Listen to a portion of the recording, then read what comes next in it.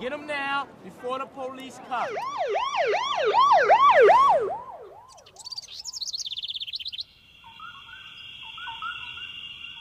T-minus 5, 4, Hey, come here. 3, 2,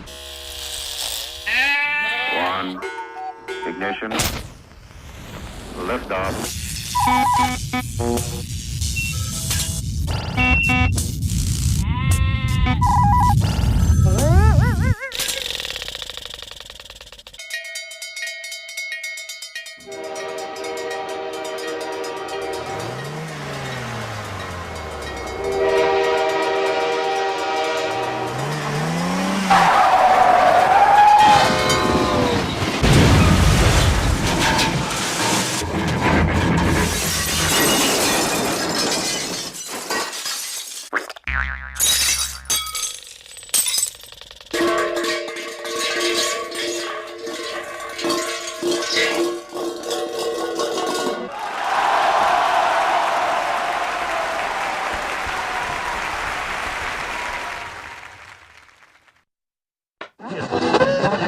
The white zone is for immediate loading.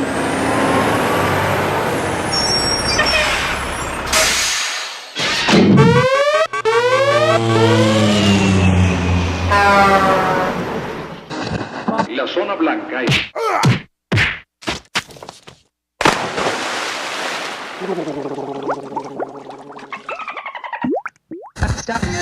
This afternoon.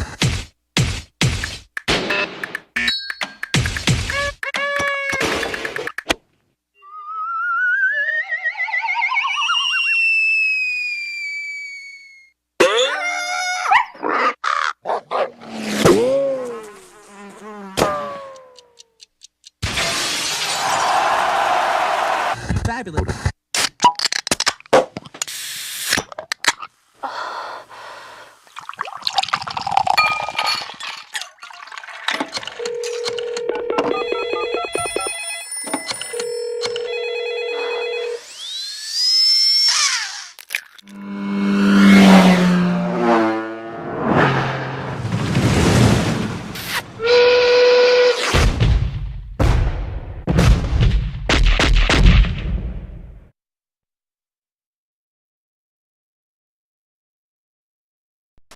I'm Danny Bonaducci, and you are watching Govs Radio. This is where you go if you want to see something or if you want to hear something funny. Coming up in just a couple minutes. This is a joke I told. What? I'm not on Dove Radio? Call the police. Call my agent. The Knockem Dead Comedy Radio Show also brought to you by Two Eagles Auto Body. For more than 25 years, Two Eagles Auto Body has been the leader in auto body repairs and customer satisfaction on Long Island. Two Eagles Auto Body handles every type of auto repair, from custom applications and restorations to repairs involving insurance claims. So call Two Eagles Auto Body and ask for John Rossi at 516-328-2527.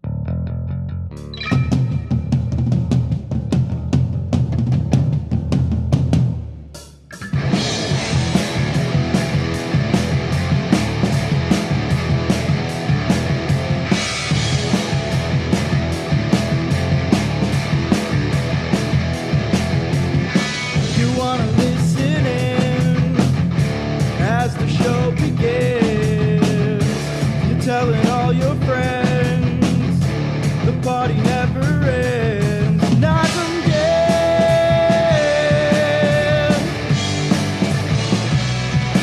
Knockem dead.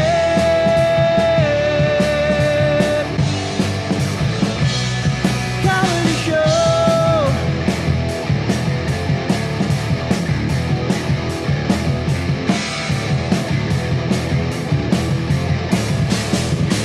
Hey, son.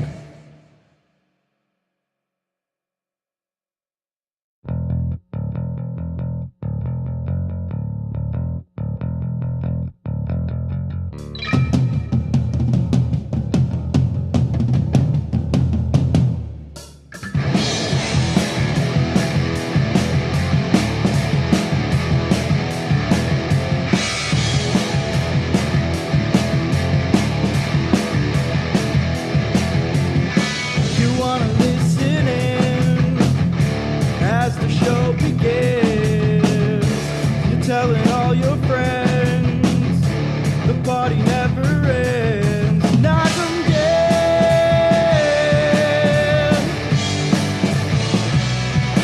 Knockem dead.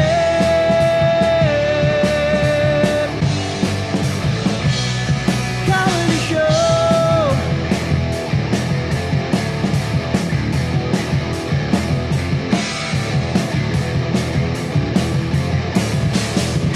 Hey, son. Hi, everybody. Happy Thursday to you. Sorry I played the intro twice. What I'm doing, I'm looking for, and I can't find it, the graphic that shows our phone number. As you can tell, I am by myself again today.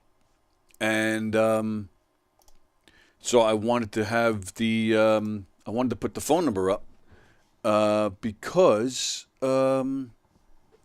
I'm by myself.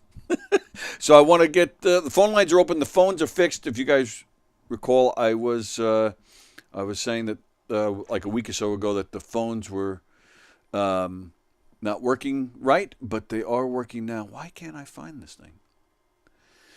So I was hoping to find the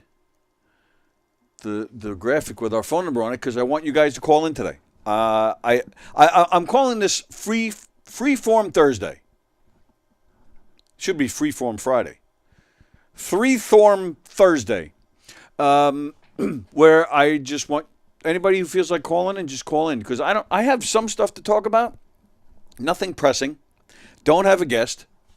So I figured it's a perfect day to chat with you guys. Or if you want to just comment in the thread and I'll read your comments and we'll talk from there, that's fine too.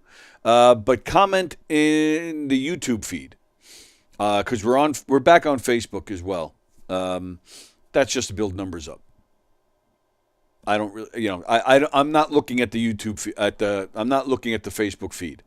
So if you want to comment that you want me to read, put it on the YouTube. John Rusiello says hello. Jerry Lehane, what's the worst that could happen if they made you laugh? Heart attack or get over it? Shared to Twitter. What's the worst that could happen if they made you laugh? I don't know what he's talking about. I think he's just saying that laughing is a way to go. So he shared to Twitter. So what, you shared that, you posted that on Twitter? Is that what you're saying? All right. I don't know what Jerry's doing, but that's cool. I'm still looking for this graphic. It's killing me that I can't find it. What's that? No, that's not it. I have it for the other shows. No,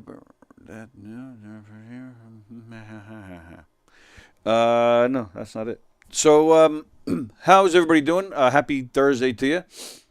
I'm actually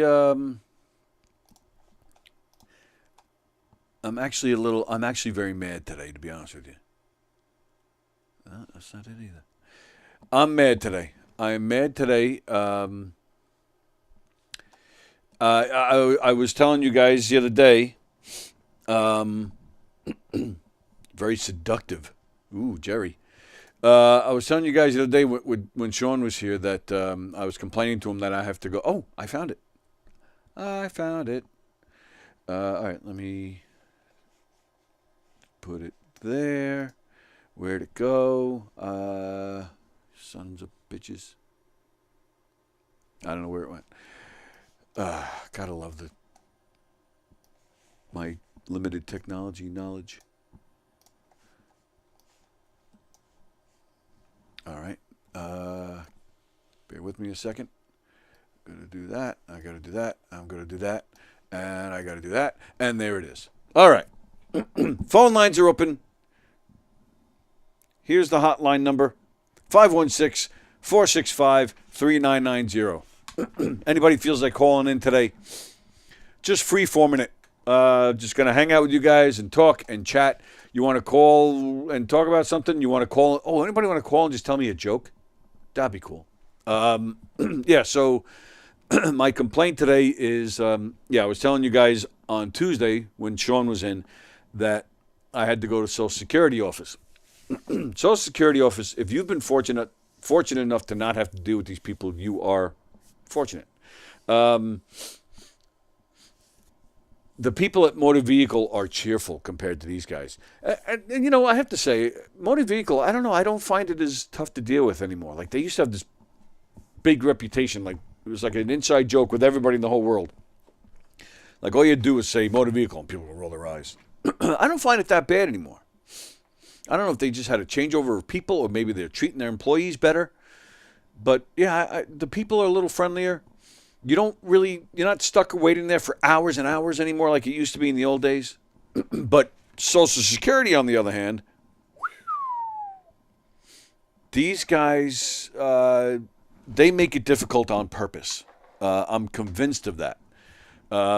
Between my disability, between my daughter being autistic, I deal with Social Security regularly. I've had to sit in that office probably thousands of times at this point. And, I'm telling you, they confuse you on purpose just to frustrate you and get you to leave. And I've been through such craziness with them. The amount of approvals that I have to get every once in a while, like my amputated leg is going to grow back or something. Like, this is a permanent disability. Yet they still make you prove stuff, and they mess with the money that they give you. And I said it on Tuesday with Sean, but I'm going to say it again. I have no problem talking about being on Social Security. I have no problem talking about it, but I'll tell you, being in a room, being here, the goal has always been to not need Social Security for me. That's always been my goal. It's never been, I'm permanently disabled, I'm just going to sit back now and collect my money. First off, they don't pay a hell of a lot. Secondly, they always find reasons to take money back, which is why I had to go there yesterday. But it's just not me. I don't want to just sit around. I want to do stuff. But it is hard. And now, having said that, believe me, I know things could be a hell of a lot worse. There are people out there who can't work and can't do anything, and have a very limited life, and it's, and it's sad to me. But while things are somewhat limited to me, I try to make the best of it. But there are times, a lot of times, where I do need to pull back, or I can't do something I would normally like to do. And and honestly, working a full-time job would be hard for me. It would be very hard for me. Something like this is ideal because I get to, I get to make my own hours. I get to make everything in here. I can decide when I'm here. I can decide when I'm not here. I can do some of the work, some of the behind-the-scenes stuff from home. And you guys don't see a lot of what goes on. I can sit in this chair and get through it, but there are plenty of times I'm sitting on this prosthetic and I'm uncomfortable. Or sometimes it gets cut up. My stomach gets cut up inside. Grower, not a shower. That's funny, Jerry. Yeah, so it's very tough. There's times I have to go home and take the leg off, and then there's very little I can do for the rest of the day. There's the phantom pain, which I've talked about extensively on this show, where I get really bad phantom pain. I'm on an upswing right now. It's been almost 3 months since my last bout, but when I get it, when it really hits me, I usually end up in the hospital because it's that painful. It feels like I'm being stabbed with a knife repeatedly in my stump, and it goes on for hours. So so being in here is an ideal situation. However, and I've talked about it. I've been honest and open with you guys. Being in this room, some of the hosts pay for their studio time. And some of them pay me to engineer the shows. We're talking very little money. It's anywhere from $50 to $200 a month that I make in here. I'm being totally open and honest with you guys. We would love to make a lot more money. The governors, we have this room because it's a good way to promote the club, and I do believe we put asses in the seats at the club. I do believe this is a useful tool for them.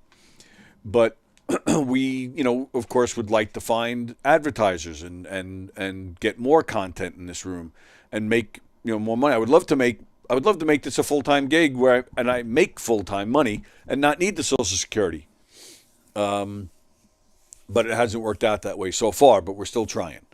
But so in the meantime, I have Social Security. My daughter has Social Security. And so my deal is I'm on Social Security because of my amputated leg. My leg was amputated in 2005 due to complications from cancer. And, I had a couple of cancer things to talk about today, actually. Very, very uplifting show today. But I had cancer in 2000. I was diagnosed 2002 and started chemo. In fact, it was right around this time in 2002. It was the week leading up to Halloween that year. That was my first round of chemo. And I remember the first 2 days, what I had to do, I had to go to NYU every other week. And I had to stay there for 5 days straight, 24/5 instead of 24/7, 24/5, because they were pumping chemo into me intravenously. Well, I'm pointing here, but the intravenous was put in up here, a port, and they. I don't know about these days, but back then when you had to access a port, in fact, I don't know if you can see that, but that's my scar. But they would they surgically put the port in, but to access it, they had this like knife basically, and the nurse would come up to you, and she would literally back up. She would hold me, and she would back up, and then she would have to puncture it into my chest to access the port. Now, some people have a port that permanently sticks out until they get it surgically removed a few months later. But that was not the case with me. My port was right inside. It was just under the skin, so they just had to puncture me to access it, which was a lot of fun. So there was all the and then they would pull out. There would be, in the port, there would be a tube. They would pull the tube out and then I think I had like 2 or 3 different IVs attached to it with all the chemo medications. But it would be pumping the whole 5 days that I'm there. There were no breaks. It was pumping into me the whole time. That's, the first 2 days of my first round, I was like, oh, this is a piece of cake. I can do this. The third day, I'll never forget. I woke up and I was actually laying on my back. I woke up and I just kind of did one of these. I was like I immediately felt like death. Like totally weak, nauseous, like just awful. And I was like, what the? It was literally, as soon as I woke up, was feeling fine the night before. So I wake up and I'm like struggling to, just even lift my head, right? So I lift my head up, and I turn, and I'm sitting on the bed, and I'm just sitting there, and the pillow was to my right, where I was, where I laid my head. And I forget what I was doing, but I just happened to look over, and the pillow was covered in hair. And I had hair back then. And I was like, what the? And I started, so sure enough, as I'm feeling, I mean, there's still hair there, but I was feeling mostly skin. But as I'm doing it, like my hand is knocking hair off of my head. I'm like, oh, man. So when I stayed at NYU, NYU had this great program. Highly recommended, by the way. God forbid anybody's sick out there. NYU was really, I don't know if it could have been any better. They were great. And they had this floor, in the building, where the whole floor was like hotel rooms for all their cancer patients like me who had to stay there. And I had 2 beds, a TV, a refrigerator, 2 couches. I mean, it was really nice. Nice view of the water. And yeah, it was actually a really nice place.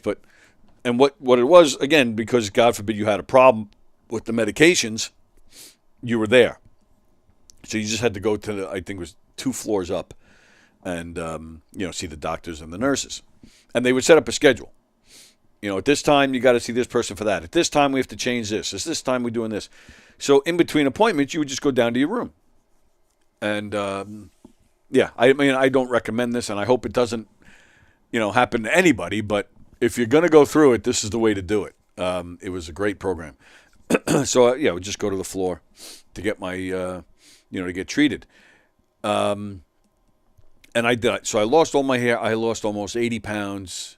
Sick as a dog for months. So I'm going to show you this. So I did 3 months of chemo. October, November, December.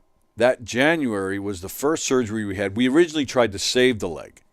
Had a 13-hour surgery where they took the bones out of my leg and replaced it with cadavers and metal and titanium and screws and a whole bunch of garbage.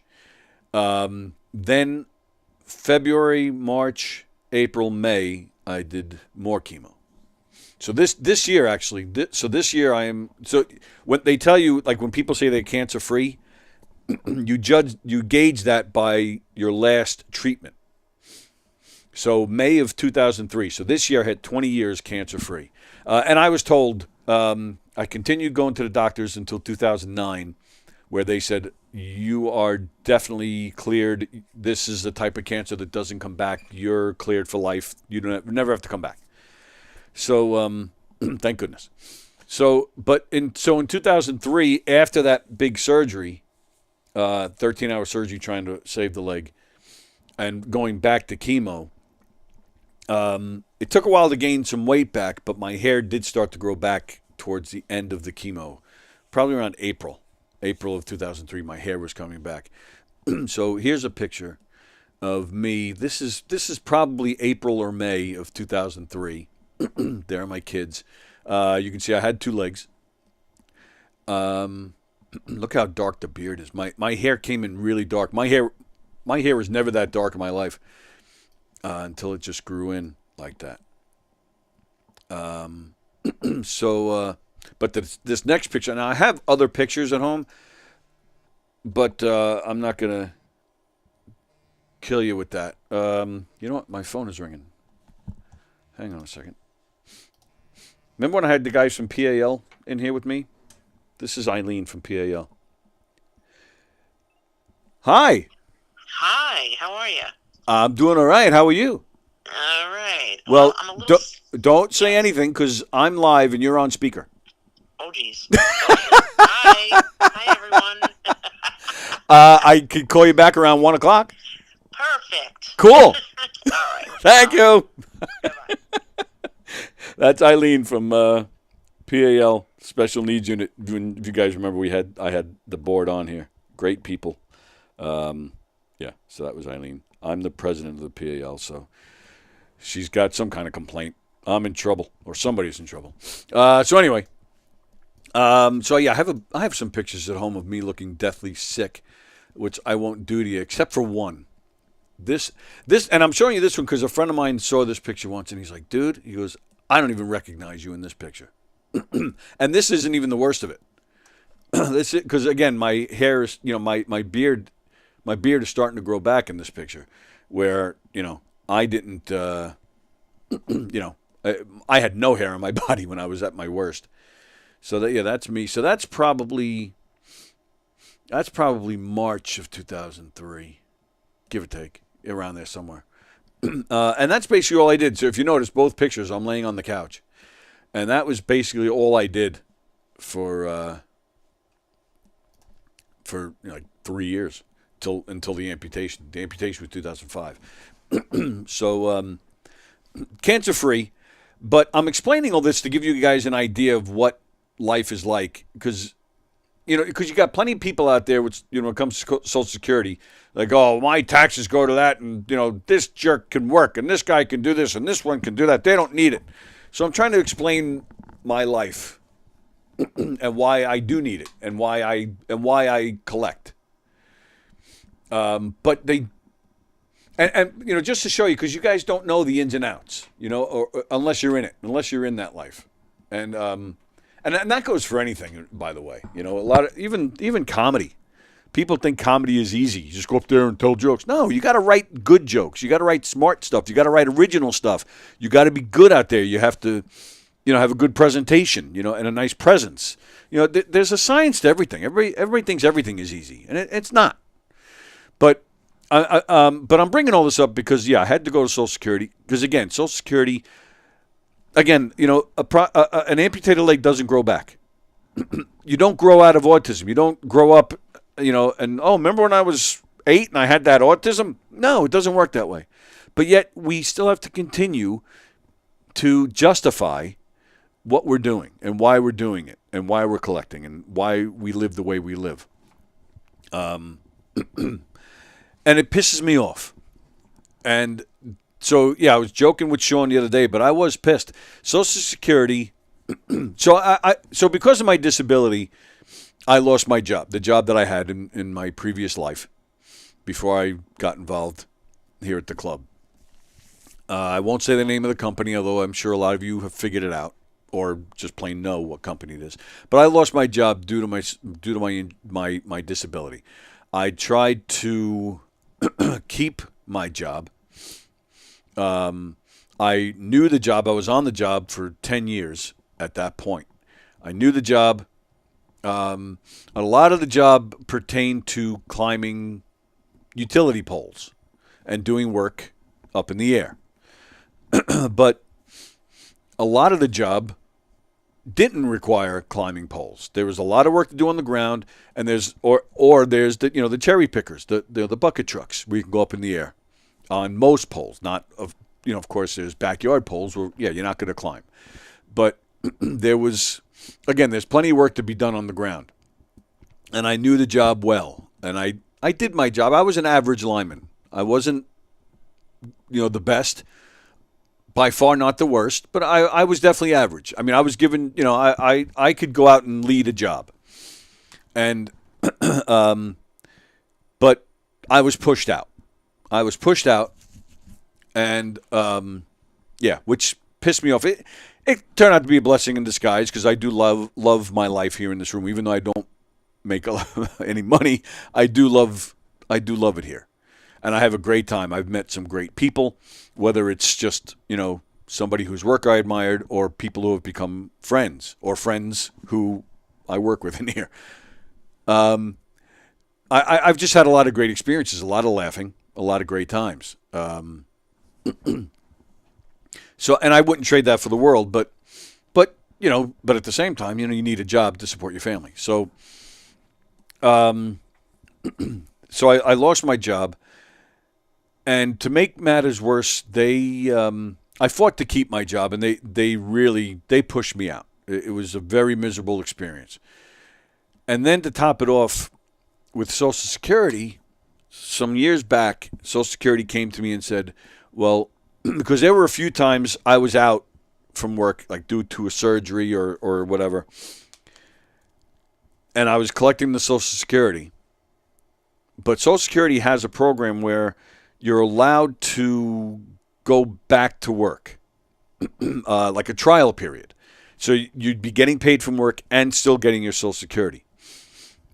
So Social Security came to me like, I don't know, several years back. And they said, you worked too much and made too much money while collecting Social Security. You need to pay this money back.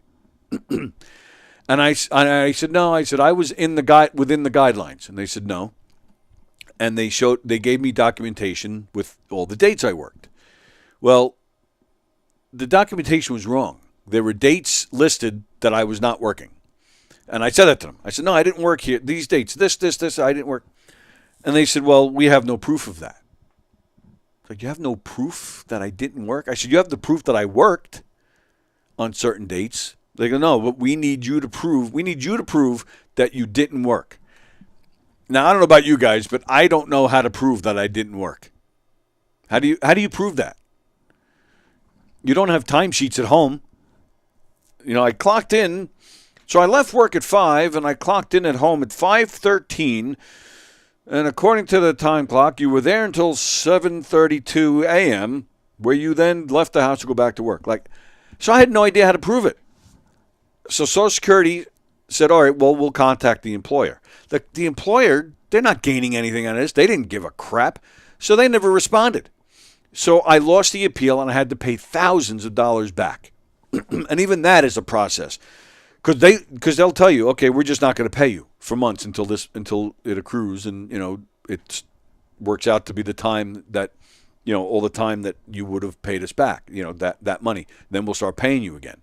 I was like, well, I can't go with nothing. I can't go with zero. So then you have to work out some kind of payment plan and fill out all these all this paperwork to show why you need a payment plan. Like, it's ridiculous. So I went through all that. Then, and during that time, my kids were also getting a little bit from Social Security. Again, not much, but a little bit. So they had to pay money back too, because I worked too much. So, so my daughter paid some money back. I paid my money back. But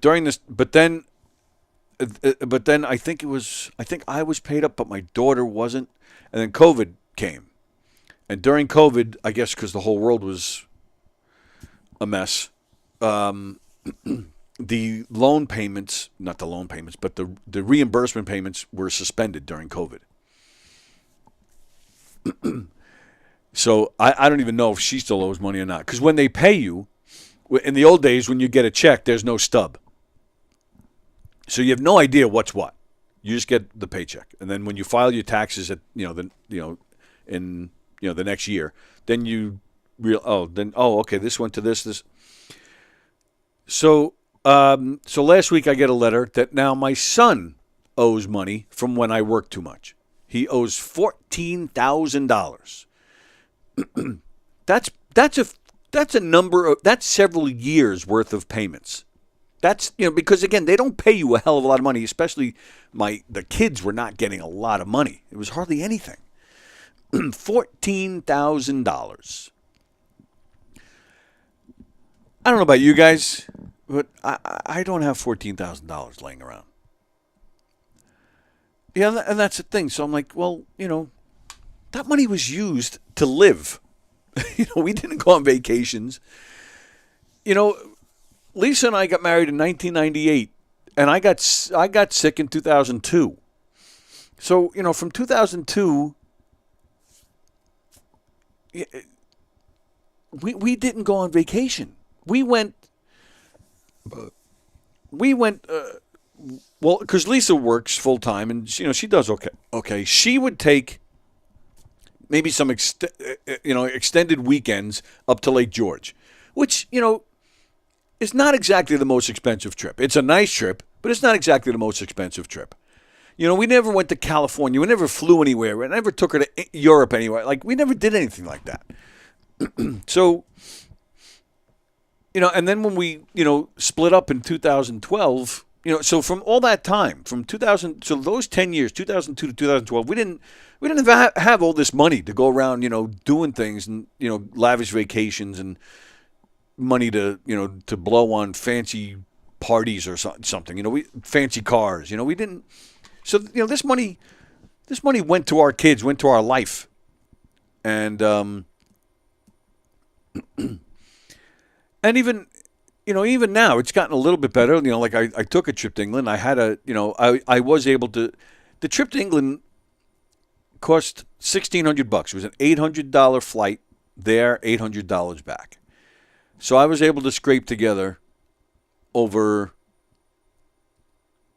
maybe 8 months. I was able to put that money aside, and that was all I had to pay for. Elio paid for my hotel room. So even that, we were cutting costs, because Elio helped me, for that 1 day trip to England that I took last month. So again, it's not like I've been spending crazy money going on these crazy vacations or really, that money, I'm using for my family. So now I got to pay back $14,000, and I went there yesterday. They open at 9. Now, if you guys recall, I told Sean on Tuesday that you could. I advised him if he ever needed to go to Social Security because of his situation, go on a Wednesday, because they close early on Wednesdays. So they don't make you wait as long, because if you're in there, they have to see everybody. So even if, they close at noon, so even at noon, they don't get to leave if there's still people waiting to be seen. So they rush it, which is perfect, because you're in and out, because they normally make you wait a long time. So I get there yesterday, and they open at 9, and you got to get there early anyway, because it lines up. And then, if it lines up, forget it. You're there for hours. I get there at 8:30. There's maybe 10 people ahead of me, which is fine, not bad. It's not great, but it's not bad.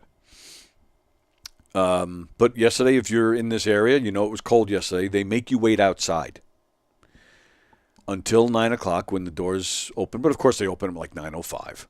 And then you have to wait. You still have to wait because each person has to check in first. There's this little kiosk, which I fucking hate kiosks.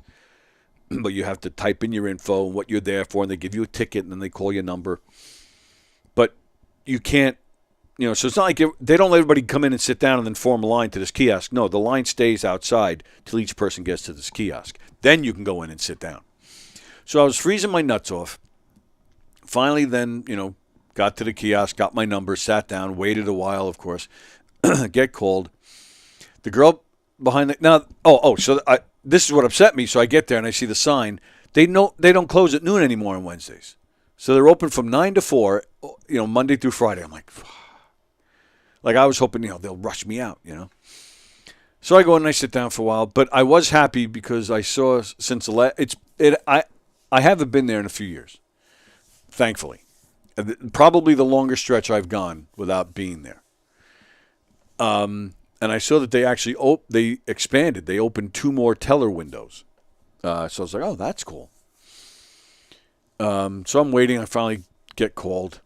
The girl behind the glass, sitting at her desk, she was gorgeous, by the way. So that's always a plus.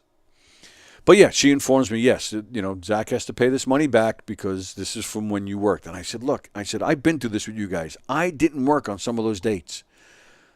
She just looks at me. She goes, you've been through this already? I go, yeah. She goes, you appealed this? I said, yeah. She goes, she looks right at her computer. She goes, you lost the appeal. I said, yes, I did. So she just leans in. She goes, look. She goes, you lost the appeal. You had to pay your money back. She goes, if you lost it then, she goes, you're not going to win the appeal now. She goes, I'm just telling you that as a fact. You're not going to win. She goes, you can appeal it, but you're not going to win. She goes, the best we can do is just work out a payment plan, like, instead of taking all the money at once. Basically what they want to do is take instead of paying me, they were going to take all of my money until it would be almost a year, a little shy of a year, where I wouldn't see any money. And I said, well, I can't do that. So we worked out a payment plan where I'll be paying $400 a month for 3 years. So it's like a car payment. Meanwhile, I just bought a car in September. So I already have car payments. So now I have another car payment. And it pisses me off. Again, they don't pay me a lot of money. I don't make money in here. I'm trying to make money. I'm trying to do something. So yeah, the $400 a month hurts. So I'm pissed, and I was not in a good mood yesterday, man. I just kind of went home and just sat around being grouchy all day. So that's my former employer still, it's been 10 years actually. 10 years this year since I worked out an agreement with my old employer and was taken off the payroll for good. And yet they're still sticking it to me. And hopefully this is the last of it, though. But I'm sure Social Security will find something else. I mean, this goes back to, they said, from June 2007 to October 2010. So it took them 13 years to figure out that my son supposedly made too much money. So I'm sure, in 2036, they'll find another reason to take back some money, and I'll 2036. How old will I be? I'll be 66. Yeah, they'll find something else to piss me off. Even my daughter too. She, it's not as bad for her. But even with her, they mess with her sometimes. I've had to bring her into the office. I don't know, like they're autism experts or something. Like they're gonna tell that she's special needs. Like I don't know. It's just it's a pain in the ass. So the phone is ringing. Thank goodness. So that's my story. Let's see if I remember how to do this. Hello there, John. You're on the air, pal. Hi, buddy. How are you? Good. How are you? Good. I just want to, I'm listening to your my situation with SSI. Yes. And I got to tell you, you are the third person that I know. Well, I've never met you, but I feel like we're very good friends. Yes. That had this problem with the same situation. But regarding your cancer, yep. I had male breast cancer. Oh, no kidding! All right, which wow. I had double mastectomy. Okay. And I have myelogous leukemia. Right. So I have to tell you a great story about you said how you lost your hair in the hospital. Well, Yeah. I had the same situation. I had the port like you had. Okay. And it was the way I lost my hair was kind of funny because I'm in Staten Island University Hospital where I had one of the greatest breast surgeons. Okay, good. And she was fantastic. Talk about gorgeous. She looked like Barbie, the doll. And her name was Heather McMullen, and she's out on Long Island now, by the way. Oh, okay. And she left Staten Island. She went to McMullen. But anyway, so I'm sitting there one day, and I'm in the hospital, and I have my port, all right? And I had a great full head of hair with a mustache. Not just a full head of hair, but a great head of hair. Yeah, I had a great, really a fantastic, all right, Italian jeans, olive oil, the whole 9 yards, I hear great you. head of hair, Right. Which I was very proud of. All right? and my oncologist oncologists never tell you what the side effects are going to be for chemotherapy, which I asked. He sat me down, all right, and he told me you're going to have this cocktail. It's going to be for 11 weeks. And so I asked him, I said, well, what kind of side effects? He goes, there's too many side effects. Am I going to lose my hair? Well, maybe yes, maybe no. Well, he said, what's going to happen is your fingernails are going to turn black. Oh, wow. And your toenails are going to turn black. So I said, well, that's no big deal. Okay, fine. What do I care about my fingernails turning black? All right. So I'm in the hospital. I'm getting my port, and like you said, you hit it right in the head. They jab you with this. Yeah. And it was a 5-hour regimen every day. The only thing that I had, they had to give me Benadryl before my chemotherapy because, all that poisons go through your vein. They don't want you to feel like you're burning inside. Oh, okay. Wow. So I turned around and I said to my wife at the time, I said, you got to come here. I want to take a little bit of a shower, and I want you to wash my hair. She said, all right. She says, and I had the room with, the same like you, all right, a very, very fancy hotel room with a private shower. Right. I said, just help me take a shower and wash my hair. So he said, okay, fine. He walks in the room, 9:00 in the morning. She has shampoo and she has everything ready to go. And I get up and she lets out a scream. All right. Like she saw somebody kill somebody. Oh, and I go, what's the matter? And she was gasping. And as she's gasping, I said, well, what's wrong with you? What's the matter? She goes, look at your pillow. I looked at my pillow and I couldn't believe my eyes. Right. All right. And I said, okay. All right. And then I naturally, you put your hand, you brush your hand through your scalp, through your head. Right. And the rest of my hair came off in my hand. Yep. All right. And so 5 minutes later, the ecologist comes in. And I called him every name under the sun and said, why didn't you tell me this was going to happen? So he goes, you're taking chemotherapy. Well, yeah, well, what does that mean? I never took chemotherapy before. I had no idea. I had no idea that men could get breast cancer until you turn around and told me 6 weeks ago that we're going to have to, remove your breast. So anyway, I understand what you went through. You're a true hero. All right, because you are able to talk about this and joke about your disease, and you get up every morning and you have a prosthetic leg, which is I couldn't imagine how that works, and it's a terrible thing, and you make people laugh, and I just want to say that I really appreciate your show. I really appreciate your guest. All right, you lift my day here. I'm sitting here, and I'm disabled, and I very seldom go out, and I sit in my chair and I watch your shows, and I'm sad on Wednesdays because you don't have a show on Wednesday. All right. Well, that's all very nice. I don't know if I agree with the term hero, but I do appreciate the kind words, and it's just a matter of not letting the cancer beat me. So this is my way of giving back, and I do sometimes talk to other people that are going through cancer or or both having an amputation, because I know I would have liked that at the time.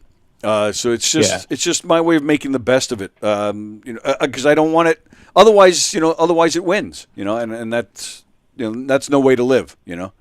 Well, I say you're a hero because you make people laugh, and that's what we need. We need more laughter with this world the way it's going. Yeah. And I'm not going to get into that because I'm 70 years old and I have my own. I hear you.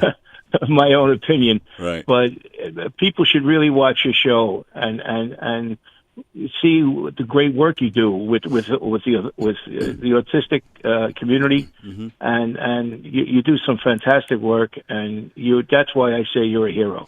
Well, because very few people do what you do, and enjoy it and help people, because you do help people. You're a great American. Wow. Well, I'm proud to had met you. Unfortunately, we haven't met face to face. Right. But we have a mutual friend. Who's coming? Who's coming in next week? Next Thursday, by the way. He told me. Yes, oh, okay. yes. Yeah, we speak. Sometimes we speak twice a day. Oh, very nice. Yeah, he's a good boy. Yes. Well, he's yeah. And how are you? You have the leukemia now, right? Yes, I'm on chemotherapy every day, but it's a pill form. It's called acute chronic. I can't pronounce it. It's a leukemia that doesn't it kills you, but it's a long process. All right, and you take this chemotherapy pill every day, and what it does, it affects your white blood count. If you don't take this pill, your white blood count goes up to 30,000-40,000. Wow. And so, but it also affects my bones. It affects my quality of life. It affects I mean, it's chemotherapy, Right, and that's the bottom line. Well, and that's But, usually the case. Usually, a lot of times, people are dying from the chemo, not really from the cancer itself. I mean, eventually, of course, the cancer will get you, but the chemo, I mean, it's just, really, that's what it does. It attacks your body. Yeah, well, my oncologist said to me, all right, and this was back in 2008, my oncologist said to me when he sat down with my wife and I at the time, and he says, I'm going to kill you to cure you. Jeez. And I said, what does that mean? He says, the chemotherapy, he says, you're going to have long-term effects with the chemotherapy. So you've been dealing with this since 2008? 2008. Oh, my, yeah. Wow. So, yeah. 2008. You're the hero, pal. Doing this for 15 years and counting, plus you're a policeman. So you're the hero, man. Well, wow. That was another life. I was down in 9/11, and 9/11. I'm fortunate. A lot of guys that were down in 9/11, as you very well know, are no longer with us. Yeah. But listen, that's another story for a different day. Right. Yes. But you make my day. I'm looking forward. There's two things I look forward to: watching Governor's Comedy Club. All right, with you, with Knockem Comedy, and my betting on my horses. And how's that working out for you? Don't ask. Don't ask. Don't ask. Please, believe what I tell you. Right, right? I believe it. Yeah. You know what they say? I got a tip on a horse. So, yeah, what is it? Bet all you can on toilet seat. Yeah, right, exactly.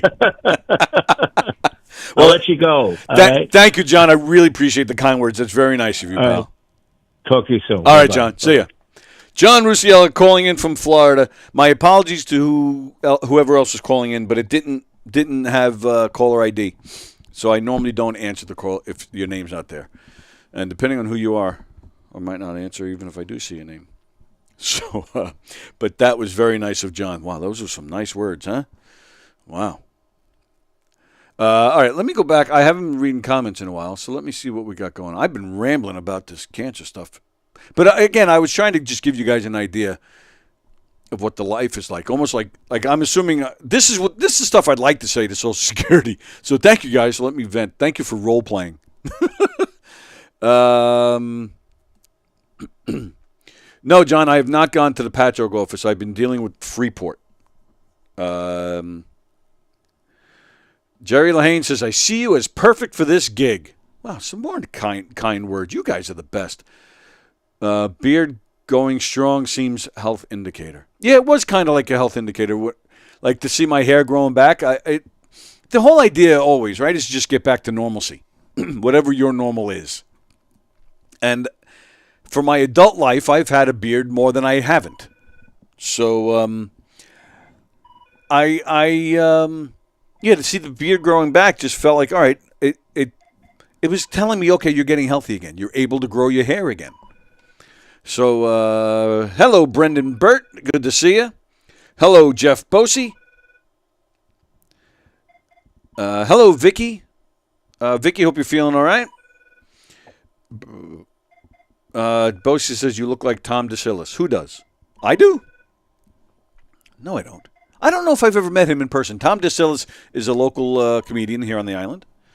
I don't know if I've ever met him. Jeff, let's work it out. Come in, grab Tom DeSillis, come in on a day that you can come in, and let's talk to him. I'd like to meet him. Vicky, my Social Security pays for my rent, so at least I know I have a home. Exactly. What they give you basically covers life. You don't. If you're saving money, they get mad at you. I did not. Brendan Burt never knew that I was missing my leg. Really, Brendan? I thought you've watched enough because we kind of rammed this down your faces. That I'm missing a leg. And I do this I do this at least once a week on this show. So Brendan, I thought you knew. There's Carol. See now, if you're sick, just look at Carol. She'll make you feel better. It's amazing how hard SSI makes it for us who follow the rules. Yes, that's spot on. Of course, you have that in anything in life. People who take advantage, and you see that sometimes on the news. So this person, from this town was arrested. He's been collecting, disability, workman's comp for 10 years. but he was seen on his roof changing the shingles, there are people who are out there bucking the system.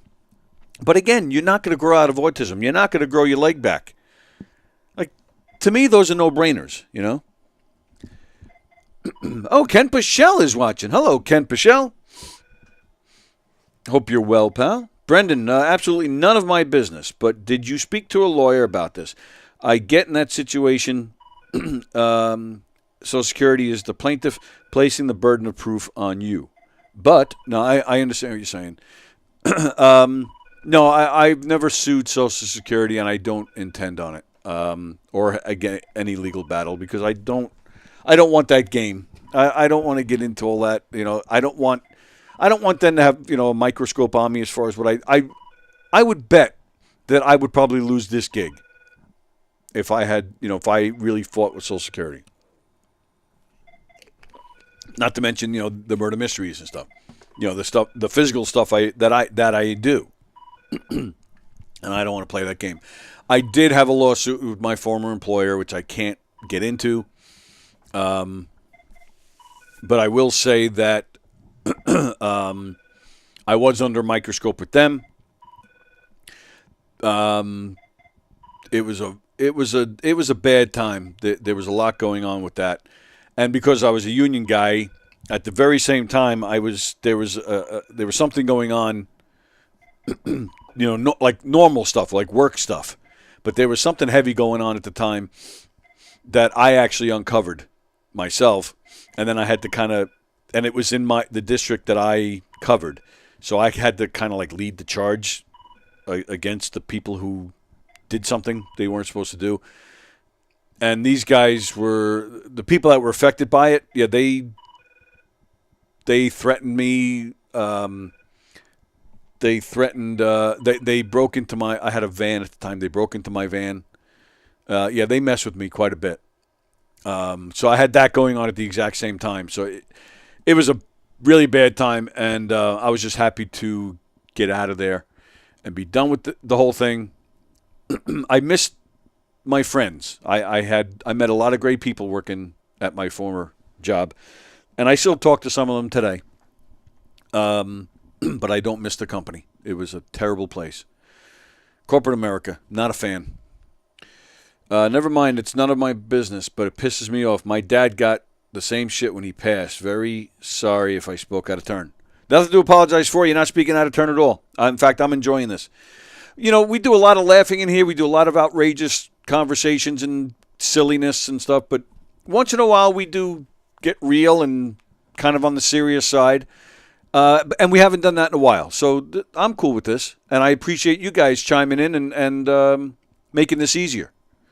I mean, we once covered heroin addiction and suicide in here. So once in a while, once in a blue moon, we get real.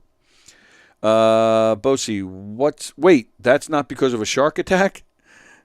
It was a cancer shark, says Andy Plajanos. Let's see. Ken Pichelle, Jessica Kay's coming in next week. Oh, never mind. Yeah, when I said coming in next week, I was not talking about Jessica. Mike Kaplan is joining us next Thursday. Mike Kaplan, if you guys remember, he's been in here a number of times. He was running for the superintendent of highways for the town of Brookhaven, which is on the east end of Long Island. Yeah, that way. He unfortunately lost the election. So he's going to come in next Thursday, and we're going to talk about that. I'm just curious, what he has to say about it, about the whole experience, about losing. And I'm sure he can still hold his head high. He run an honest and good campaign.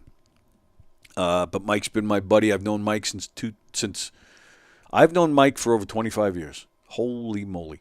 Yeah. We used to do a lot of acting together. That's how we met, working on a production together. In fact, when I first started my own dinner theater company, like we have Knockem Did Comedy doing the murder mysteries, when I first started doing it, in fact, Mike was my business partner. We started it together. It was called Drop Dead Comedy back then. We started it in 2002, and that's when I got sick in 2002. So Mike actually took the reins for a long while, and did it by himself until I came back. and then eventually he moved on to do other things. But yeah, it wasn't a bad split. There was nothing bad about it at all. He just wanted to go on to do other things. And we've talked about it. No lie. Sometimes it's been awkward here and there, but we've gotten past that. And he's my friend, and he's even come back occasionally to jump in and do a show with us. And he's a good performer. And I think I told him the last time he was in here, but I'll say it again. Years ago, me and him were in a production of It's a Wonderful Life, where he played Mr. Gower. Not Mr. Gower. Who's the old man with the money? I'm forgetting his name. Gower was the druggist, right? Potter. Mr. Potter. And I'm telling you, he was fantastic. If you're a fan of the movie and you see the guy who plays Mr. Potter, I'm telling you right now, Mike Kaplan did a better job. And that guy was great in the movie, but Mike Kaplan was better. Fantastic. Yeah, good guy, good actor.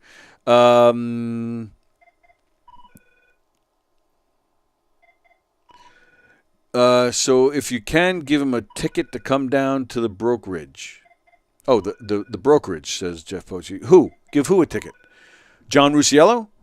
Yeah, he lives in Florida. Hey, Jeff, which Tom DeSillis? There's more than one? There's two Tom DeSillises? Ken Pichelle, well, thank you. And I echo of John's remarks about how awesome you are. 100%. Oh, my goodness. Ken Pichelle. Ken Pichelle's another one. We've never met face to face. Don Sill got to meet you face to face, but we gotta do something about that. We should meet up at some kind of Billy Joel thing, like in the middle or something, or I don't know, some other. I don't know. You like metal? I'm not a big metal guy, but we should figure out like a concert. I don't know what's in the middle of us. Virginia? Like we should do a road trip and hang out. And I miss Ken Pichelle. Ken Pichelle, our former ad man who used to be able to hang with us on Zoom or on the phone or just commenting every day. Big part of our show for a long time. Brendan, P.S. I'm busting my stand-up cherry on Saturday. I figured I'll shit the bed and get it over with. Oh, really? Where are you doing that? Saturday. I have a show of my own on Saturday, but I would love to check it out. What time is my show? I might be done around 9-ish. I'll be in Floral Park, which is like Nassau, Queens. Brendan, give us the details.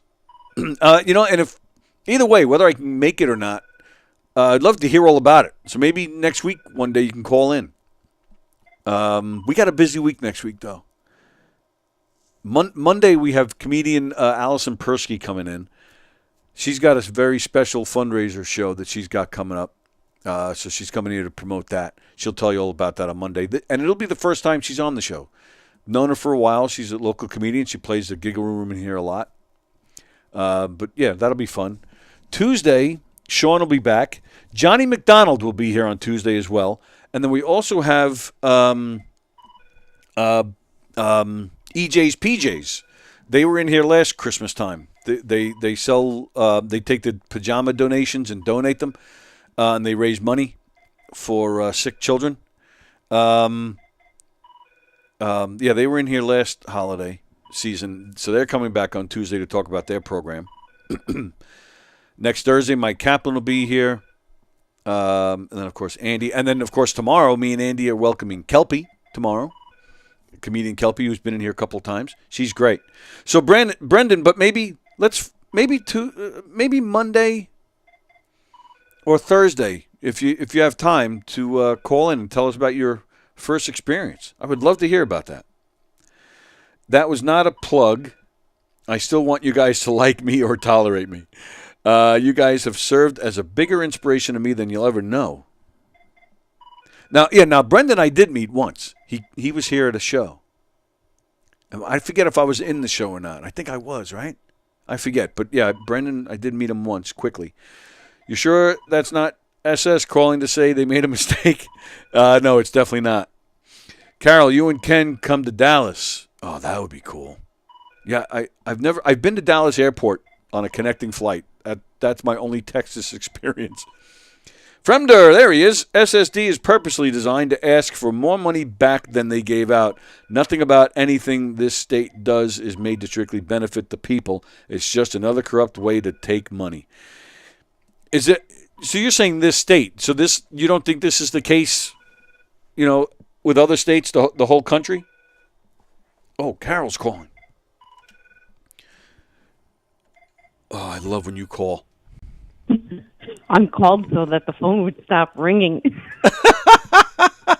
No, that line is. Oh, that line just stopped ringing. Okay, but so you see that you have the magic touch as always. Oh, it's just the sound of my voice. They just want to get the fuck off, so that's okay. I just wanted to call because I do have a funny, quick SSI story. Oh, cool. But because then I have to go to the airport. My niece is coming in from Florida today. So, very nice. Yeah, I'm excited. So cool. I just wanted to say it is, well, not to embarrass you, but it is, you are kind of, you are a hero. You speak up and, and do for people who can't do or say, and, you have to take it, like, don't brush it off. You have to take it and say thank you. Well, it takes one to know one. How about that? All right, I'll take that. Because you do a ton for your son and the special needs community down there. Yeah, well, it's a job that we didn't look for. It found us. Yep. Yeah. So you just step up. That's what you do. It's not something you set out like saying, "Oh, I'm gonna be in the autism community." I was with special needs before even he was born. But you just do because that's what people with a giving heart do. And I agree 100%. But just like I said before, having to lose my job, there were definitely positives to that. The same thing here. The positives to having kids in the special needs world. I mean, I've made so many friends. I've learned a lot. I've learned to appreciate things. You and I have gotten closer pretty much from that springboard. Yeah. So there's a lot of positives to everything, or to most things, I should say. Yeah. You just, and because, there are some days you go down the dark wormhole of autism and it's not pretty and, it's just, but you gotta pull yourself up and get out of it because it's not a fun place to be. Right. But, in any situation. But anyway, so on to the funny story. Okay. So I've had similar situations where they've, the SSDI is when the kids start paying, you pay enough into your Social Security from them working. So then they start to receive off of their own Social Security as well. Okay. So, and that happened just, I think, last year with Zach. And they then pulled and said they were stopping his Social Security altogether. This is like the thing they do. It's like anybody who knows Social Security, you get denied at least 3 times before they say, oh, yeah. We'll pay you. Right.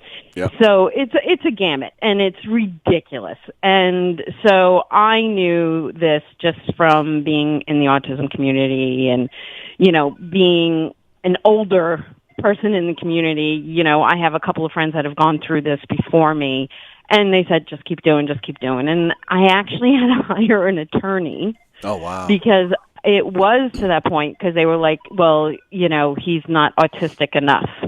This one woman said to me on the phone, and oh, wow, this poor woman, I mean, I probably should send her flowers, but I said I didn't yell, but I raised my voice. I said, how about this? I'm going to drop my son off, and you take him for a weekend, and after that weekend, which will give me respite, which you guys don't pay for, I said, you can determine whether he's autistic or not. So right. Yep. I said, that is something you should offer in your program, and I will supply all the clothing and everything else. How about we set up that deal? You game? And she just got really quiet on the phone. She goes, ma'am, I think we should just speak through your attorney. Wow. And for her to actually say we should speak through the attorney, I mean, that's huge. Yeah. So, and we did. We went before a judge, and it was right before the holidays, and I had an attorney representing, and a lot of attorneys, believe it or not, if they determine that yes, you're entitled, you don't pay for the attorney. They will work on, like if they don't win, they don't get money. But most of the time, because you've hired an attorney, you do win. Right. So just keep that in mind. But my attorney was female, and she's versed very well in Social Security, and she's a Dallas badass, and I love her. And she went in there, and they called, and she said, I'm going to call Zach, into the room, and he's going to have to be under oath. Are you okay with that? I said, yeah, because it's about him. I'm not hiding anything. Right. And Zach has a driver's license, but he does not drive. Like, the anxiety is just through the roof, which is that's one of his things with his autism.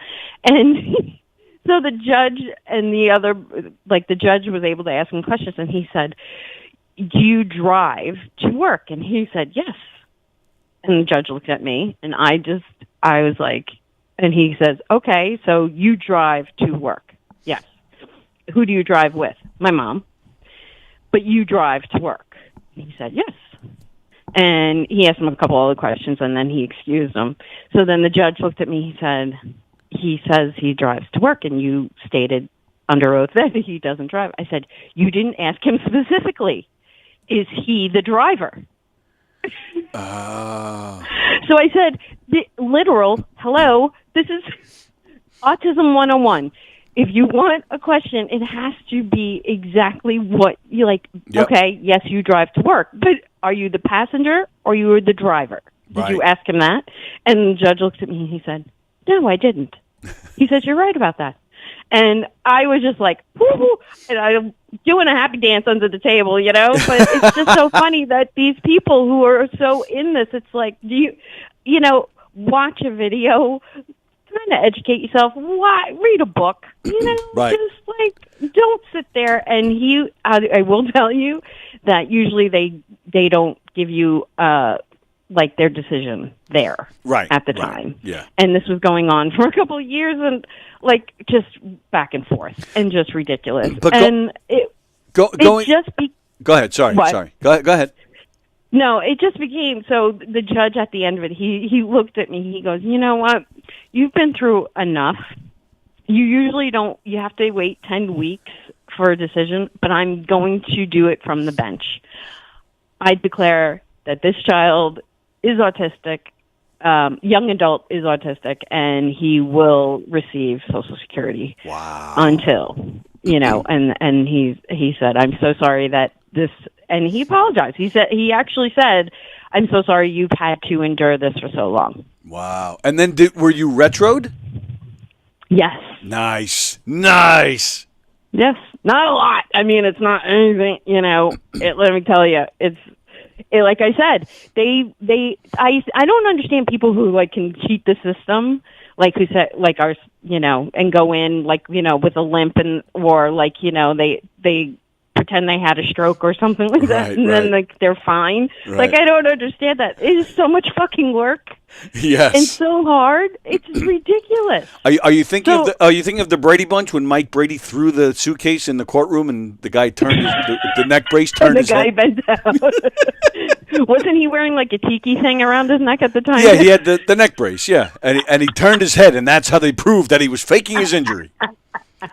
It's such a racket. It's just like, I mean, I just thought it was funny. And it was like literally, I left the woman speechless, and that is like one of the best. It's like, I'll drop him off. You can have him for a whole weekend. You tell me if he's autistic or not. First off, what makes you some kind of autism expert to say that he's not autistic enough? You're either a piece of shit or you're just super ignorant when it comes to autism. But either one of those reasons mean you should not have that job. So you're nicer than me. I give you credit. I would have went nuts on that lady. Well, I have no tolerance for shit like that. Yeah. Well, you gotta, in this world, it's a little bit of sugar, a little bit of vinegar. You got to walk that line, because it's just, and Zach has had, like, they took back pay on him, like you said, with Sammy and everything else. Yeah. But why did they wait so long? Like, really, this just came up? It's always that way. It's always, at least in my experience, it's always been, years Years go by before I'm notified that they need to take money back for whatever reason. It's never been, and in fact, one department doesn't even talk to the other. I'll go up there and we'll settle something or fix something, and then I still get a letter a month later, telling me, that we still have to fix that situation, and I have to go back there, say, look, is this done, or was this letter generated before we fix it? Like, yeah, we didn't, nobody in that department knew, so they sent the letter out. Like, can't you guys just look at your computers? Like, it's really insane what they put you through. Plus the fact too that you have to go there. Like you said, our kids don't drive. They can't. They might not. They couldn't handle a situation like this by themselves. In my case, if I'm not physically doing well that day, I might not be able to get there. Or there's people in a lot worse situations than me that can't go out. And yet they make you appear there. They make you go there and talk to them face to face, and they never settle it right there. You have to go back. Yeah, it's really disheartening. Yeah, and that makes a lot of people not want to even try. Which is their goal, right? Right. That's why they deny you 2 times, and by the 3rd time, then you're approved. But it's one of those things. You got to be a fighter, which we are. So Absolutely. You just keep doing the right thing. I just thought it was funny. It's like, listen, I'm one of those things like of people that will just, I'll meet you, but don't push me. Right. And that's what we got to do for our kids and even our seniors, Oh, yeah, you're right. Yep. All the people that, this is what's supposed to be. Hey, listen, my egg donor, she's been on SSI forever because she got hurt at Long Island Jewish when she was a nurse. And I shouldn't say this, but they said she'd never walk again. She had back surgery back when, things weren't like big back surgeries. We're talking, I think this was 1979. And so she has a flat foot and all this other stuff. And they said she never walked, and she was in traction and everything else for years. But she does walk with a cane. Well, she used to. Now she's on a walker because, so now it's easier to take her out because I could just kick the walker. Oh, my goodness. But she used to have a cane all the time. But there are days like she wouldn't bring the cane. And I'm like, what are you doing? She's like, I'm okay. And then, when you're on SSI from an injury, they will send people to, like, as you know, follow you. Yep. And keep track. And she would always know, I don't know how, she had the sixth sense, but, I guess that's why the devil is a devil, because they know what's happening. Anything happening. And she all of a sudden would come out with the cane and then really look disheveled and everything else. And I'm like, and she'd go into the car and then she'd use the handicap parking and everything. Right. I'm like, what are you doing? She's like, well, the insurance people are watching and everything. I'm like, oh, so you, if you can work, then work. Right. It was one of those things, just do it. But it was easier for her, I mean, granted, she had issues, but it was just so funny. And I constantly growing up, I was always thinking, someone's following me. I know someone's following me. Oh my goodness. I don't have a limp. I'm not her. Just stay away from me. They're following you for different reasons. Oh yeah. Well, I have quite the reputation. So, all right, kiddo. You just have a great rest of your week. Hey, and let me know when the box arrives. Oh, I will. I will. Yeah. And okay. And you enjoy your niece, and thanks for calling. It was good to talk to you. All right, and also, by the way, the Mets are playing here, the Texas Rangers, in June. So. Oh, really? Yeah. All right, let me keep that in mind. Okay, I'll definitely keep that in mind. So they're playing 3 games here. Oh, that would be a lot of fun, man. It's a covered stadium, and you're playing the World Series champions, by the way. That's right. All right, I'll see if I can make that work. That would be great. That would be a lot of fun. Yeah, even Zach, you ring. It's gonna. I'm telling you, it's a good one. All right. Well, thanks for letting me know. Thanks for the tip. All right. Yeah, anytime. All right, kid. I love you. All right, Talk love to you, baby. soon. Bye. All right. Bye-bye. Carol Miner checking in. That was awesome. Love me some Carol. All right, there we go.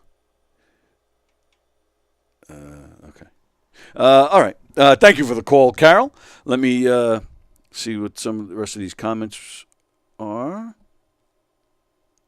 We absolutely should figure something out. I can't believe, says Campichelle, was so bummed I couldn't get to North Carolina when you all were there. Yeah, when me, Zach, and Don Sill were there back in April. Yeah, that was one of the first things out of our mouths when it was definite we were going. We're like, oh, where's Campichelle? Campichelle says, Carol, if I include a Waco Magnolia visit for my wife, I think I can get to Texas. Is Waco anywhere near where the Texas Rangers play? I would love to tell you, says Brendan Burt, how the about his stand-up debut. He was spoiler. I blew it. Bosie says your show starts at 10:30. No, that's on Friday. But thanks for the segue. Tomorrow night, ladies and gentlemen, our very own Hershey and the Keegs doing a stand-up show at the Brokerage in Belmore with our very own Richie Byrne, with our very own Brandon Lacaruba. I can't read. Pat O'Rourke's also on the bill. And yours truly, I'm doing a 5-minute guest spot. That's tomorrow night. It's the late show at the Brokerage. It's a 10:30 showtime. That's tomorrow night at the Brokerage. Go to govs.com and make your reservations. We'd love to see you guys there. So, no, Brendan is doing his stand-up debut on Saturday. Jeff, I'm doing a Knockem Dead comedy game show on Saturday in Floral Park. So, yeah, you notice Brendan didn't tell us where his show is? He doesn't want us to come. Don't know if it's AM or PM. Campichelle, Kelpie, the one that is dating Taylor Swift.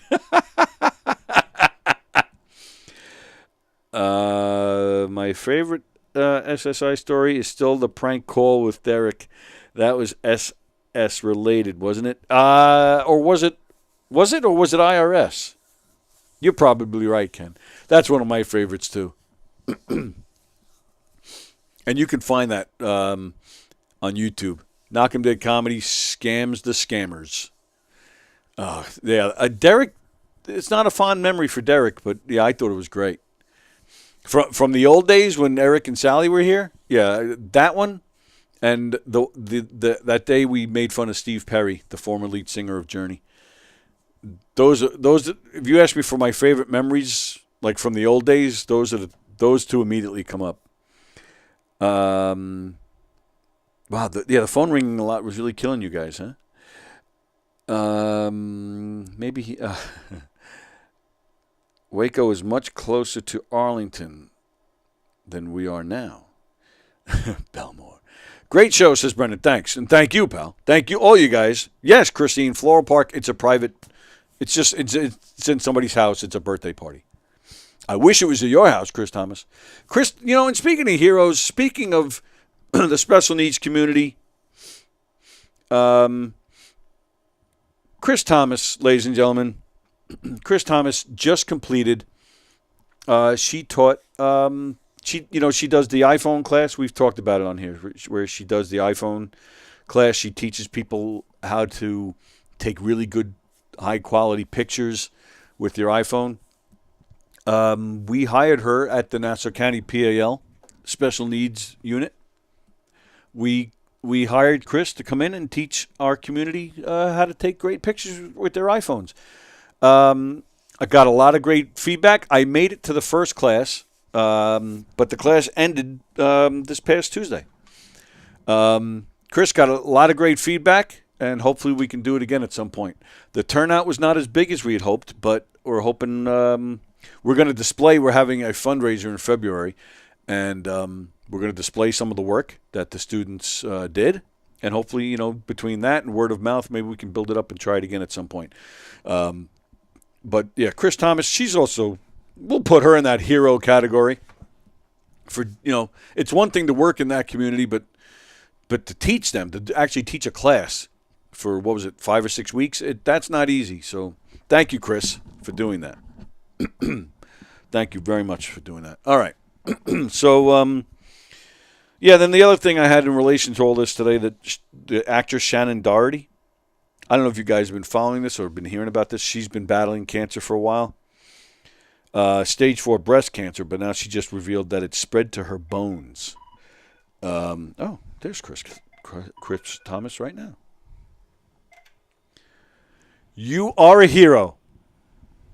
I wouldn't. Let's not get crazy. But I've been meaning to stop by the show, and life gets in the way. So I hear you. I saw that you had no guests today. But am I stopping you from ending? No, not at all. You never interrupt or stop anything. You start plenty. I try to stir the shit out. So what do you think? How did it go? I hope it went well. I hope these kids really, I hope to work out that thing in February and everyone can come see their art and, if we could go to that thing. Yeah, there's no hoping. We're going to do it. It's already definite. We're going to. Oh, good. Yeah, okay, we're going to display the work. I mentioned it and it seemed to go well. And I tell you, there was one time at the end, there was a kid that's like, he really didn't talk at all. But as I'm walking out the door, he's like, thanks, Chris. And I'm fucking, I do have a piece of coal for a heart, but I got a little patouch there. Little patouch. It was so great. Who was that, David or Henry? Henry. Oh, wow. Yeah, Henry does not talk a lot. Wow, that's huge. It was so... yeah. And his mother, Helen, she's like, you're going to come over for dinner. I'm like, all right. Wow. But yeah. No, but it was good too because I tried to pick up what they were loved and what they found valuable and liked. And particularly with Henry, there's so many great things, and Helen, that we could, the phone translates now. It's crazy. Right, absolutely, and the quality is you would think it's like some kind of high quality 35 millimeter or something. I'm always a believer in listen, this especially again. I look back and I wish my brother had the tools the kids have now, because it's not about, if you only give people one way to communicate what they know, it's not an even playing field. So the fact that you can have, I could show you, it was above and beyond stuff I went over in the class you took, but I showed them how to get it. The phone will read to you now. So let's say you have some kind of, first of all, if you hear something while you're reading it, you're much likely to retain it. 30%, they say, as opposed to really around 15 if you just read it. Right. So that's for anyone. If you have a processing issue, let's say dyslexia, even, and also me, I don't like to read. If it's a lot of words, I get overwhelmed. The phone will read it to you now. Oh, it's a paper someone handed you. Take a picture of it and then hit this button and the phone will read it to you. Right. It's just about using tools. Yep, absolutely right. But it's great that there's people like you, though, that will show it to them. Yeah, and I made their photos into cards and surprised them at the last class. Oh, that's awesome. And I was like, this is an asset. Look at what you've made. Right. And then even we went over, they really liked the video, so we went over how to make a video. And I was like, on Thanksgiving, I want you to make a video of your family Thanksgiving. And I was like, look at what you've added to your family. You can go back and share this with your family now. And next year it'll come up on your memories. And this is an act you've contributed greatly to your family. Do you have do you have all this stuff that the students made? I have some of it. Because I like to print stuff out, put it on display for everybody to see at the fundraiser. Yes, but if I have all their photos. But if there's video, I would love to maybe edit something together and to show at the fundraiser as well. Well, it's like the videos they made at their family Thanksgiving. Yeah, I don't know. But I could email I can email them and say, you know what, if this is it, like when we start moving with this thing, here's the date of this. Let's make a video of what you've done in the past. Oh, okay. But I could give them another homework assignment. Sure, absolutely. Well, it's February 3rd, but we don't. Well, we had a location, but now I'm not sure if we still do. I might try and work something out here, Governors, to maybe, if I can guarantee them 100 to 150 people, maybe they'll give me the brokerage or something. I got to talk to them, but it's. I love Governors. Yeah, I love coming down to. I love a good. I love the comedy. Well, that's how I spent my birthday. When's your birthday? No, that's how I spent it. Kids Oh, and cows, that's and right. Then I Yes. saw that comedian. Oh, that's right. Just last week. That's right. Happy birthday to you. Thank you. Yeah. Yeah, you I look got like to you had a kiss good a time. cow, and went to. He was a great comedian. Well, I was out, not in the neighborhood. But Right. I celebrated with comedy. Very nice. All right, yeah. So keep February I think it 3rd would on be your great calendar. if they had a slideshow. Yeah, I'll definitely see what I can do and make that happen. I just sending an invoice today, by the way, to a client who I just make his slideshows. That's what I do. I make a slideshow for him, and he pays me nicely. So this idea that, and I said I know some parents are hesitant about social media. The industry in the world is changing. This idea, yep. So, let your kids run. Keep an eye on it. Right. But yeah. Oh, social media has become such a tool that it pertains to everything now. And people are making lots of money off of it. Yeah, and, that's for and, sure. Billy, I don't know if you know all the kids, but Billy was great with it. He really took great pictures. He made great videos. I could see him really running with it. Wow. And it just takes some things to go a little viral, some things to pick up. Yep. You hit a niche. And it's so early in this kind of type of industry, you never know what's going to catch on. Oh, absolutely right. Yeah. Now all of a sudden it's like you are, if we're looking at success from a financial standpoint, you're making money. If we're looking at it as sharing your story and educating people, you are a success with that. You are, and you're not waiting. When you and I were, let's just say, working, let's say we started our career, whatever, you always have to wait for older people to move out of the way because it's an existing thing. Right. With this being new, there's room. There's already room there. You don't have to wait for people to move out. Yeah. You can be the person. There's a girl who I just saw her. She's viral now. She's making a ton of money off of it. She's an 80 enthusiast. So she's young 20s. She loves all things 80, dresses like 80s. Boom. How about the girl that does the whisper interview? Have you seen her? No, I'm not familiar with that. A whisper interview? That's really funny. Whisper monotone interviews. She's gone viral. So now they can't. The celebrities are jumping on it. Drake is begging her to come interview him. She's making bank. And her thing was, I whisper at interviews. That's really funny. That's great. Wow. So it's like what we would think conventionally is well, this is the tools are changing for or evolving or expanding on what you need to. And if you're into this, then run with it. Oh, yeah. Absolutely right. And even from a family perspective, being the the Ken Burns of the family, documenting Thanksgiving, thank you. That's a great asset. It's a great asset. Yep. I agree 100%. Yeah, so that's and again, why it was so great that you did that. And speaking of which, speaking of making bank, send me an invoice so we can so I get the PL to pay you. Oh, okay. Yeah, send me one, and I'll get on that immediately. Okay. Cool. I'd like to come in one day. Come in what, to the show or?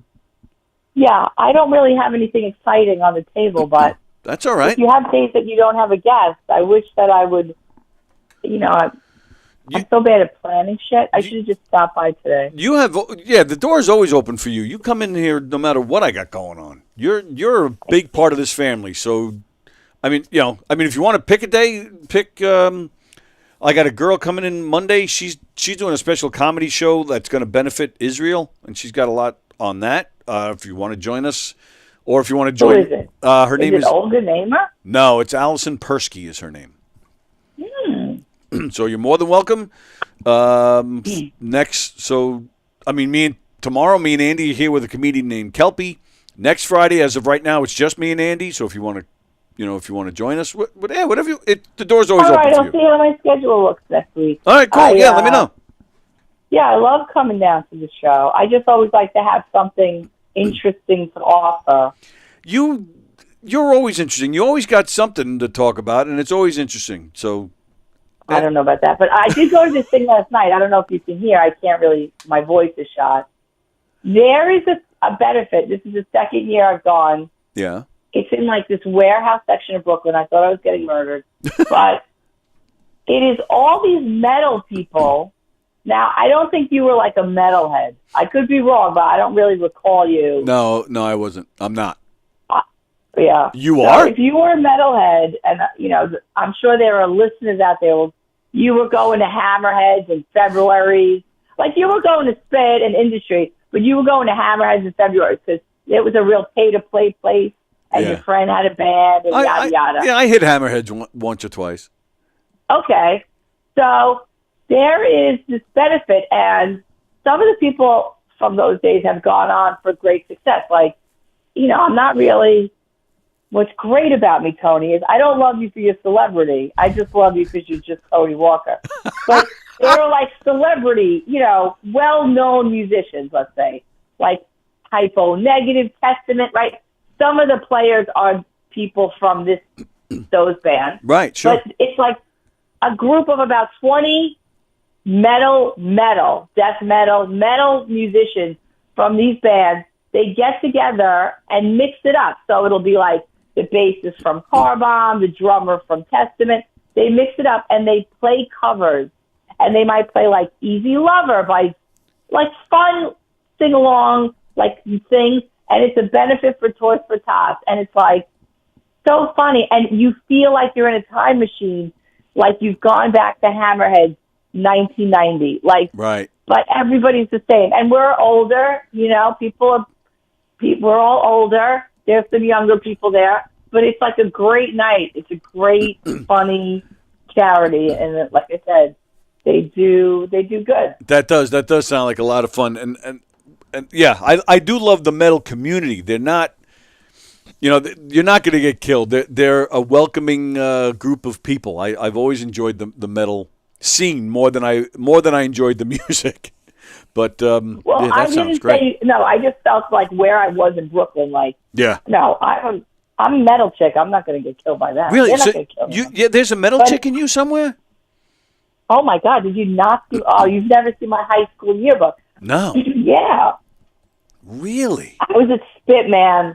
I was in the parking lot. Couldn't wait for me to turn 18 to get into Spit. Damn, I would wait in the fucking parking lot. Oh, yeah. Are you kidding? Yes. Because I hung there once in a while, too, man. I'm really mad that I didn't get you back then. No, I told you, nobody said. Yeah, I had, long hair. Not that I had boyfriends, but like my first boyfriend, super long hair. He looked like Chris Cornell. All the metal bands, for sure. Wow. I shouldn't say all the metal bands. So some stuff was super heavy. So, right. like, don't ask me to sing like my friend who I went with, like, he's a bassist in a very heavy band. It's too heavy for me. Or like, yeah, so you're probably, you're talking more like the hair metal, like Poison? Listen, Poison's fine. I would like them. But I was like a real Guns N' Roses fan. Oh, nice. Or Tesla, or yeah.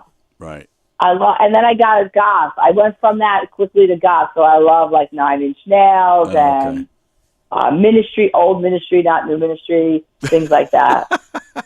Yeah, for sure. I was like super white with platinum white hair. kids would point and yell, like, that's one of those albinos, or it would drive Brian mad because we would walk around. Yeah. And, like, now everybody's dyeing their hair. But I had a head of half white hair and half purple hair. And that was, like, unheard of. I had to hide it from my parents. I would braid my hair and wrap the bottom so they didn't know. And people would stare at me, and it would fucking drive him nuts. And he would want to get in fights. And I'm like, people going to stare. Who gives a shit? Like, oh, yeah, Brian kicked ass. He didn't take any shit from anybody. No, he just did it, yeah. So, but when he would walk around with me, it would be like maddening to him. Well, why don't we try and get like some local heavy band to come in or something? We'll get you to come in that day, and maybe I don't know that scene too well, but if there's somebody on the local scene that you know, and you maybe tell me who it is, and I'll try to contact them and get them in here. Well, I think Rob would be a great guest now that you met him. Rob Rush. Remember? Yeah. Yeah. I said for years, hey, Rob, you need to meet Tony. You guys have so many mutual friends. Did you talk about how many mutual friends you have? Yes, we did. We talked for quite a while. He's like a grumpy old man. Even last night, I was like, Rob, you should come with me. Yeah, she's good. And then this morning, I showed him the video. We go to the same gym in the morning. Right. I show him the video. He goes, oh, that's my friend Alex. That's my friend Mike. And I'm like, well, why don't you show up to this shit? So Rob would be, I think, a great. The problem is he works. Right. His shift is, he told what he does. Right. So he would be good. You know what? I'm going to bust his balls. He takes a lot of days off at the end of the year. I'll tell him one day to come in. Yeah, I think he would be. We could even work something out. Maybe, come in at a different time and I'll just record it or something. And he was, I was not an LIR girl. I don't know if you listen to LIR. No, not really. But he was like OG LIR, right. DRE. Yep. People know him from that. Right. And he just celebrated like 20 years on the air. With this year is his anniversary. Like, that would be a great way to get him in. Like, hey, Rob. Oh, I'm gonna tell him. When I talked to him that day, he said he'd love to come in. I just haven't followed through with him on it, but I'm going to. I would love to have him in here. That would be great. I think he's Yeah. Yeah. I know you're towards the end of the year, he uses up his days too. All right. And then he can just talk about all the what lucky times he gets to spend with me at the gym, on the treadmill. And he is lucky. Any time with you is good time. Exactly. So he would be a great guest, and you guys have so many friends in common, and he also is in like the metal, Yep. the metal scene. Yeah, I think metal's going to have a comeback more than we know. Like big hair. I mean, I do. I hope you're right about that. Actually, we need more real music to make a comeback. Singers and guitars. That's fun. Yeah, absolutely right. All right, let me sign off here. All right, sign off. Thanks, Chris. Talk to you. I'll see you soon. I'm going to come in. Excellent. Would love it. All right. Talk to you soon, Tony. Bye, baby. Thanks. Chris Thomas checking in. That was very nice. Thank you. Thank you, Chris, for calling in. Thank you, everybody, for calling in. We were talking about Rob Rush. Rob Rush is a local DJ. He's been on some different stations here on Long Island for a long time. Kind of known here on the island. Outside the island, you probably know him because he's the PA announcer at Citi Field where the Mets play. Great guy. I just had the pleasure of meeting him for the first time about 2 months ago. And turns out he's good friends with Chris Thomas. Me and him hit it off. So I got to work on that, getting him in here. Thank you, Chris Thomas, for calling in. Thank you, Carol. Thank you, John. Who am I missing? Who else called in? Thank you, Brendan, for, let me see what comments, and then I'll sign off. Let's see it. So, thanks for sticking with me going late. Thanks for everything today. I depended on you guys a lot today. So I appreciate you guys hanging with me and participating. This was your show. Fremder, Tony is the best talk show host. Not too many people could do everything he does, including taking phone calls, interviewing guests, reading comments, and the occasional under-the-desk reach around. Yep, you know it, baby. And I think the under-desk reach around is probably the thing I do best out of everything you just listed. Thank you very much. Just call it Very Funny Ways and aren't a VFW.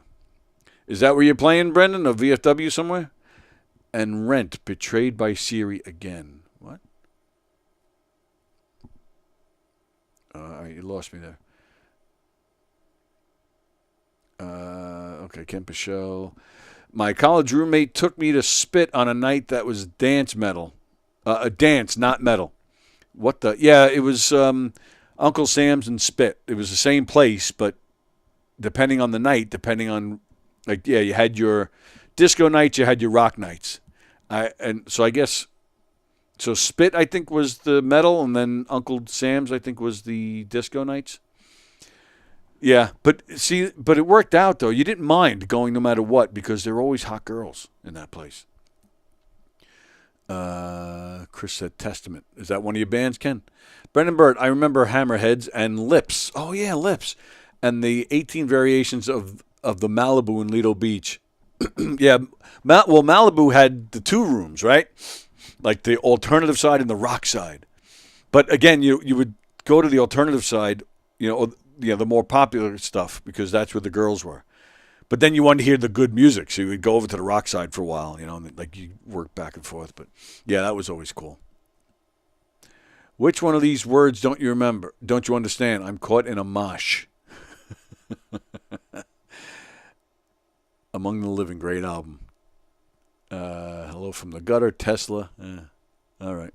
There we go. Thank you, guys. Thank you again for hanging out with me today and for all the kind words. I wasn't expecting that. But you guys definitely cheered me up a bit today.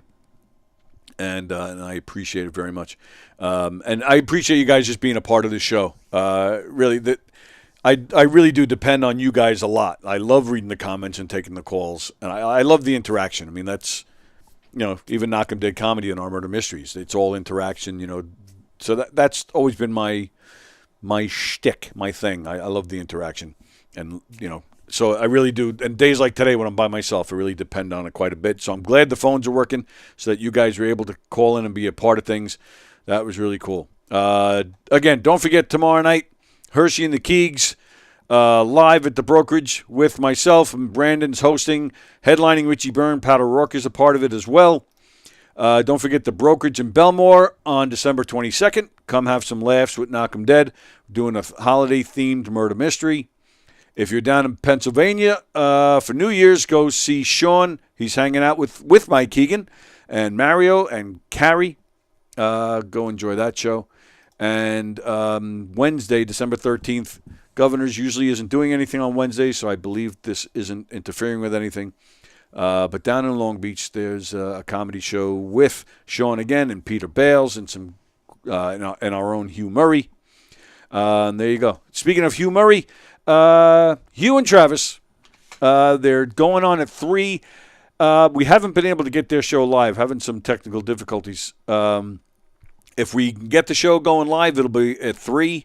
If not, if we're just recording it, then I'm just setting it up to post at 4:30. So either way, at 4:30, you'll be able to see the show. It won't be live, but if you want to try us at 3 to see if we're on, that'll be great. And then tonight at 9 o'clock, we have Primal Scream with Nick Greystone. He's got some guests. I believe some guys from, forgive me, I don't remember the name of the band, but I believe that's what he has on, some local musicians. And then Andy and I are back here tomorrow. We have Kelpie joining us. Donversations tomorrow night. Joining Don tomorrow, I believe, is Mark Riccadonna. So that'll be cool. And I believe that's everything. Don't forget this weekend at Governor's. Again, Hershey and the Keegs, late show tomorrow night. But some of the comedians you'll see on a Governor's stage this weekend include Carol Montgomery, Leanne Lord, Kerry Louise, Laura Patton, One Funny Lisa Marie, Carla Okerson, Kathy Arnold, Will Sharon, Emily Santosis, Tony Landolfi, Jack Adam, Bailey Dreyer, Mike Ellison, and Terry McNeely. Go to govs.com, make your reservations. Oh, and before I forget, I'm saving the best for last. Sunday night, ladies and gentlemen, Sunday evening, me and Don are going to be in here again. And I do believe we have some guests coming in. I don't know what's going to be going on at the club. One Funny Lisa Marie is doing a 2 o'clock and a 5:30. So I don't know what will be going on at the club when we're here to do our thing. We'll be on probably at 7:30 as usual. But we're going to work on getting some guests in here. So me and Don are going to be in here Sunday night. So please join us right here on YouTube. All right. Thanks for joining us today. Had a great show. And we'll see you guys tomorrow. Thanks. At a Knockem Dead Comedy Murder Mystery Show. Suspense, excitement, love, more love, violence. Well, not really. And, of course, some music. Knockem Dead Comedy is the #1 murder mystery troupe, entertaining thousands of people for over 20 years. You have a great night or what? Good. Their hilarious murder mystery shows are full of audience interaction from beginning to end that will keep you laughing all night long. Their shows are not to be missed. Knockem Dead Comedy's murder mystery themes include a mob show, a redneck wedding, a high school reunion, a family reunion with a luau theme, or your own custom show. Johnny, you have a good time tonight or what? Had an awesome time. All right. You had a great time. KDC, that's what I'm talking about. Yeah, all right. Fundraisers, private parties, corporate events, restaurants, and more.